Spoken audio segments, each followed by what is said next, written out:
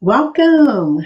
Good evening. It is 5 o'clock, and here in the Baltimore area, it is actually dusk. It is almost dark. I would like to welcome you. We are here. It is December.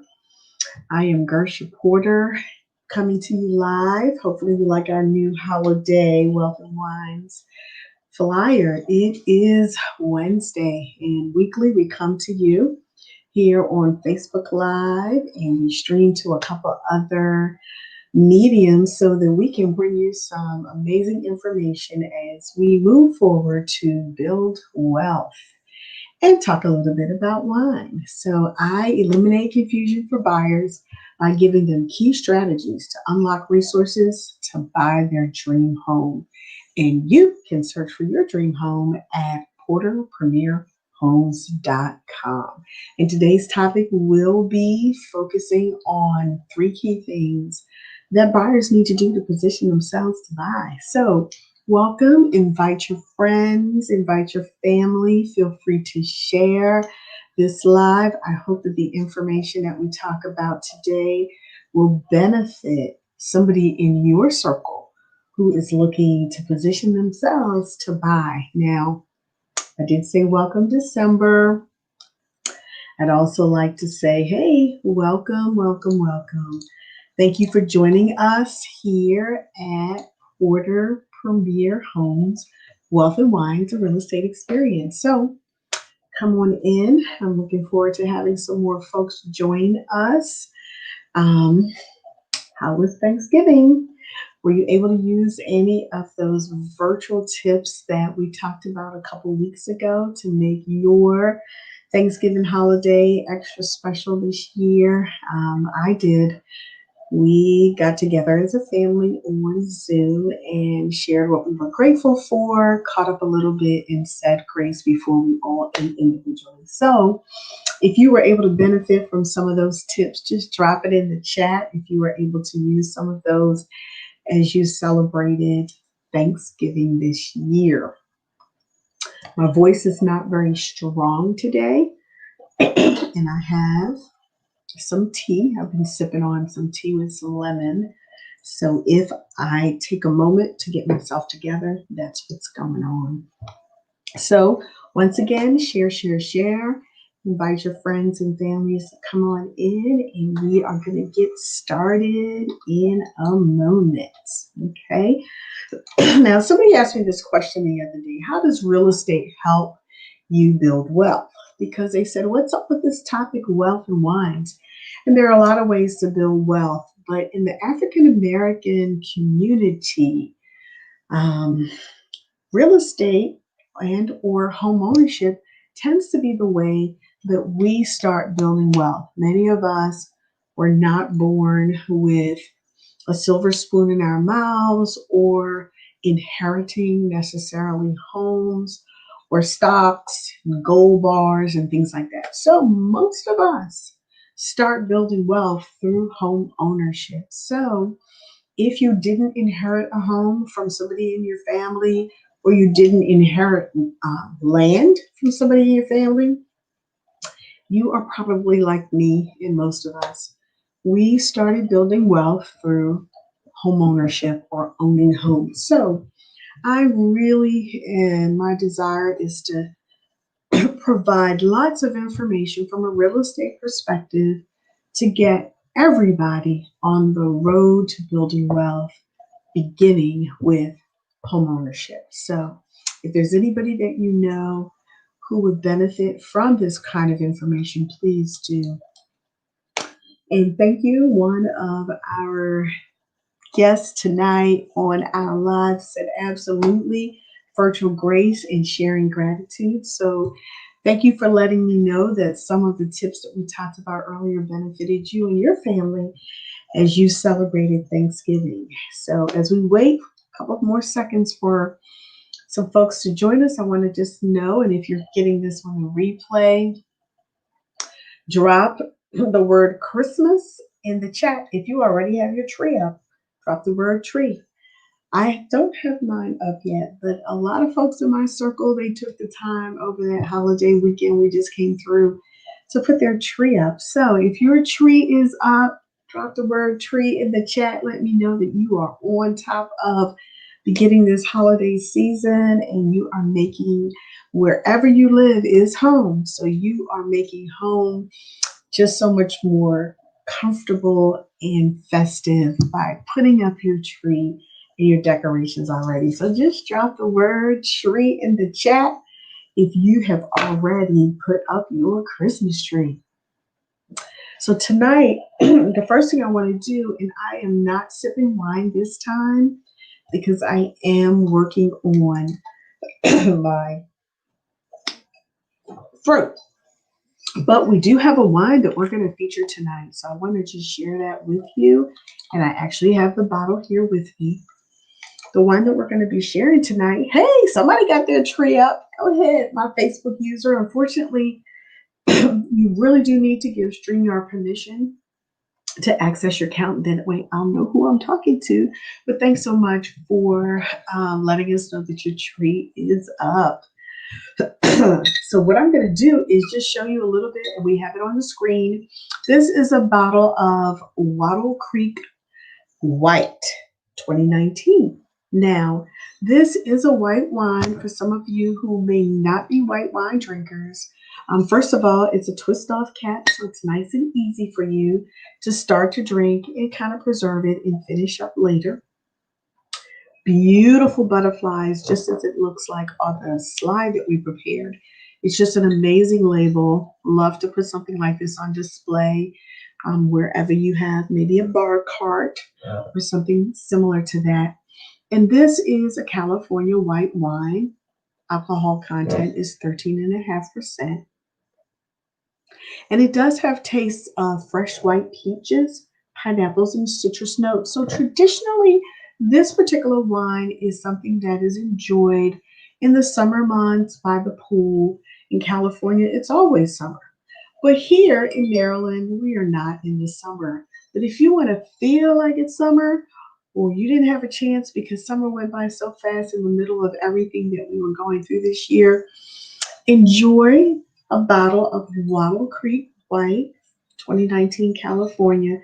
This bottle actually retails for $18. And if you are a member of the Wine Society, you can snag this one for $14.40. So we have amazing wines, all varieties, all price ranges. So let me know if you're interested in any wine. You can find them at wealthandwines.com. So take a look, see what you're interested in. If you just or maybe want to try a bottle or two, I know I'll be placing an order soon. I can help you with some shipping. If you are in the area, we can connect. If not, it's very easy to order and have that sent directly to you. So thank you again for hopping on. Thanks, Joe. Hey, thanks for joining our tribe today. Once again, for those of you who may have just joined, my name is Gersha Porter. I am the CEO of Porter Premier Homes. I've been a realtor in this Baltimore metropolitan area. This is finishing up my 17th year, and I'm excited to bring my practical experience to you, my knowledge, my training, just gut stuff to you as you move towards building wealth through home ownership. So I work to eliminate confusion for buyers by giving them key strategies to unlock resources to purchase their dream home. And today we are going to be talking about why you should get approved. Now, when buyers meet with me initially, they set up a house call and they want to start talking about purchasing their home so that they can build wealth. The first thing I will say to them before we get too far off in the conversation is, have you been approved for a mortgage? Sometimes they know exactly what I'm talking about, and sometimes they don't. So what I want to do is let you know why, and you can share this with some folks that you know, why you should get approved for a mortgage. Now, what does it mean when you get approved? It means that you have taken the time to have a conversation with a mortgage lender about your goals to purchase a home. And the biggest part of this is you have provided them with some documentation. W 2, pay stubs, tax returns, and bank statements. So sometimes you might go on a site or speak with a mortgage lender and you give them this information verbally. That is a pre qualification. They may or may not pull your credit. But when you get approved for a mortgage, you have provided the documentation as well as your credit was pulled. And now the lender can say, absolutely, Gersha, you qualify for $300,000, and that would mean that your mortgage payment will probably look like around $1,700 a month. Now, everybody's pre approval process will be different because we are all unique individuals. And so the lender will be able to give you information that is needed to bring you either to the point that you can go shopping with me for your new home, or there may be some things you need to work on. Your bank statement may not be as clean. It may show some bounce checks, and you may have to wait a month or two for a cleaner bank statement. Your credit score may not meet the minimum qualifications for a FHA, a VA, or a conventional loan. Or you may have been hit by surprise. By what? What could be a possible surprise that may come up while you're going through the pre-approval process? Go ahead, type it in the chat. So pre-approval absolutely will show that you're a serious buyer. Thank you so much for that, Steph. Tell me, guys, what might come up when you're going through a pre-approval process that you were not aware of and you are completely thrown off? I spoke with a client today about that. She started to go through the process and she was very surprised when her credit was pulled and there was something on there, begins with a C, a collections. So you want to make sure that somebody has absolutely taken a look. You want to make sure that your bank statement is clear. So the question is, what's a clear bank statement or a clean bank statement or a bank statement that will be acceptable to a lender? One that shows the deposits, which usually most W-2 employees now get their pay stubs deposited, so we can actually see your income. So sometimes you do need to provide the documentation, but it's usually very clear your sources of income. It could be from work, it could be from a retirement resource, it could be from Social Security. I have helped a number of retirees purchase homes. And a part of their income is their retirement check. A part of their income is Social Security that goes into their bank statement. So those types of things will show up on your bank statement. If you've received a gift from somebody, somebody said, hey, I'm going to help my daughter when she purchases her home. I'm going to give her $5,000. That's going to show up on the bank statement. And we want to make sure that it shows up clearly that it was deposited from mom to the daughter. And then mom is going to need to be able to show that, yes, it came from her account and went into the daughter's account. So those are some of the things that are going to be very important to show when you walk through the process of getting pre-approved with a lender. So number one, being pre-approved or being approved for a mortgage is going to save you time and energy. See this guy? He's out there. He's looking online. You guys know you all start looking online. You may have an app on your phone, but we want to make sure that when you are searching for a home, that you are looking for homes that you qualify for, that it is in your price range. You want to save time. You don't want to go down a rabbit hole gazing at homes that are out of your price range. Being pre-approved will help you to ensure that, yes, you are going to be able to buy that house that you're looking at, and you are not going to be running around touring properties, burning up your energy, because I'll tell you, everybody who works with me know it won't be my energy, because I'm going to make sure you're approved before we go out looking for homes. So number one is it's going to save you time and energy. Number two, you're going to shop for the best deals. Now, a lot of times buyers will say to me, well, I've never applied for a mortgage. Where should I look, or who should I talk to? I do have lenders that some of my past clients have had success with, and so I could refer you to them. Sometimes you may want to talk to the lender where you bank. So today, if your money is in Wells Fargo, if your money is in Bank of America, if your money is in a credit union, you want to talk to them. You want to find out how much will they lend you, what is the interest rate, what are the terms of that mortgage.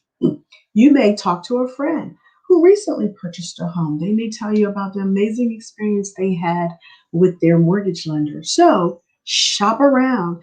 And it is important to shop around in one specific period of time because, yes, each of those lenders will probably pull your credit report.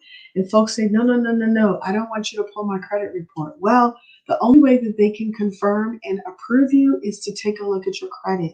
It's a tri-merge credit report. They need to get it from all three credit bureaus, and those are the ones that the mortgage lenders are going to have access to. So if you're going to shop around, the time to do it is all at one point so that it is not a detriment to your credit report.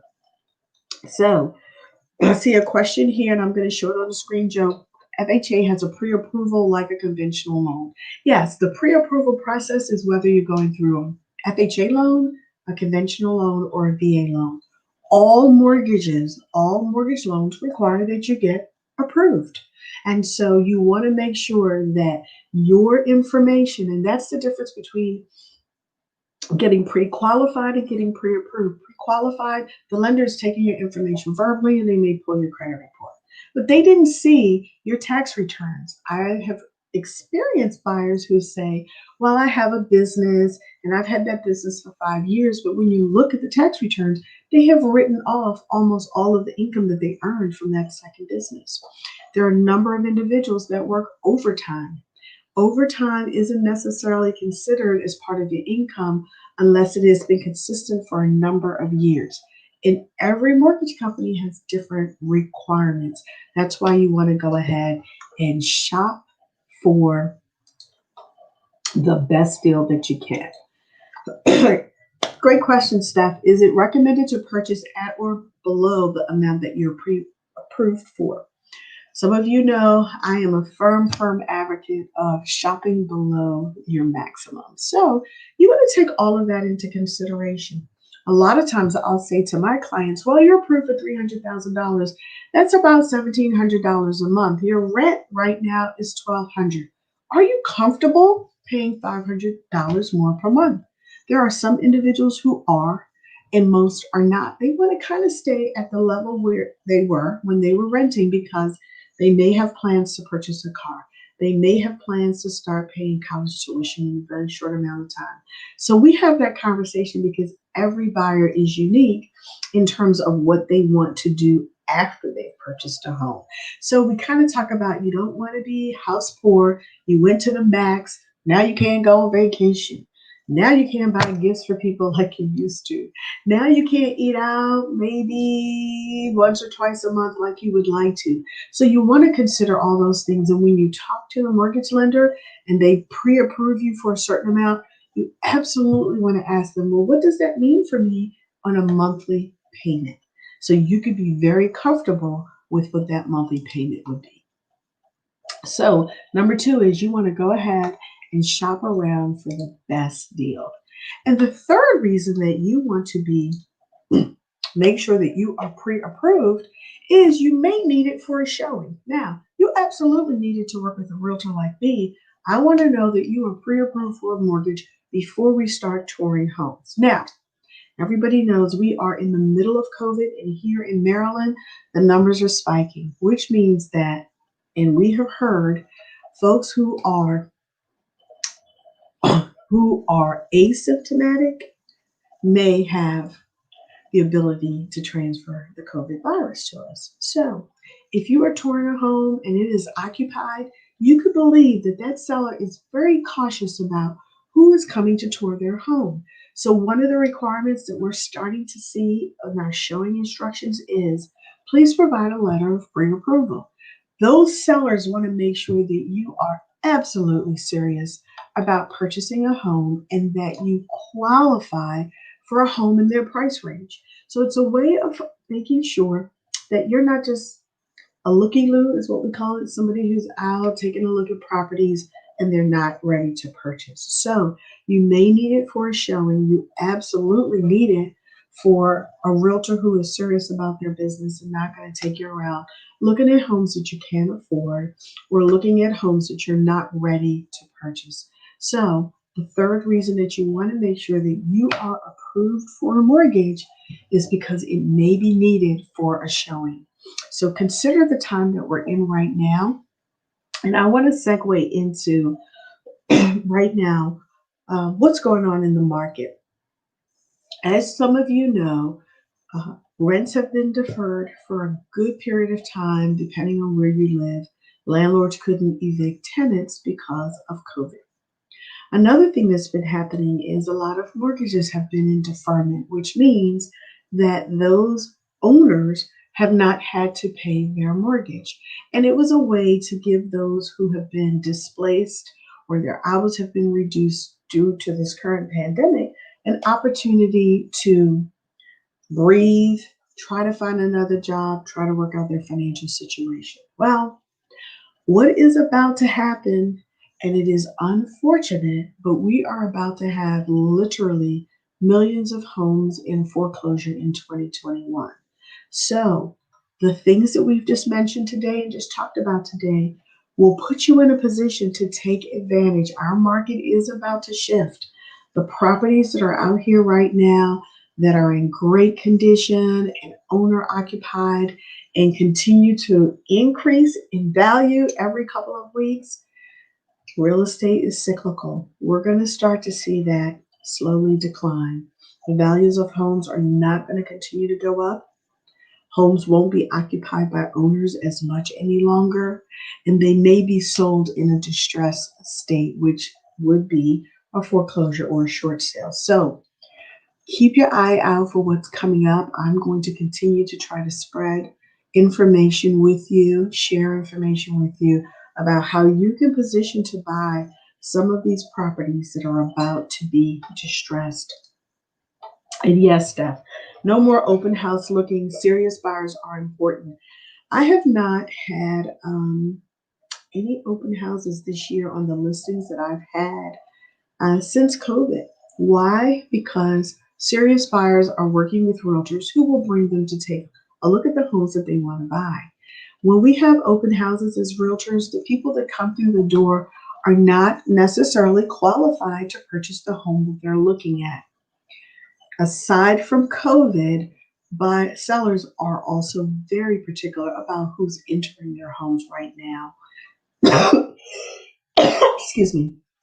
So, those open houses that you used to see and used to be able to walk around and tour homes, they're just fewer and far between right now. So, please consider what you need to do. Got to be ready for that upcoming shift stuff. Absolutely.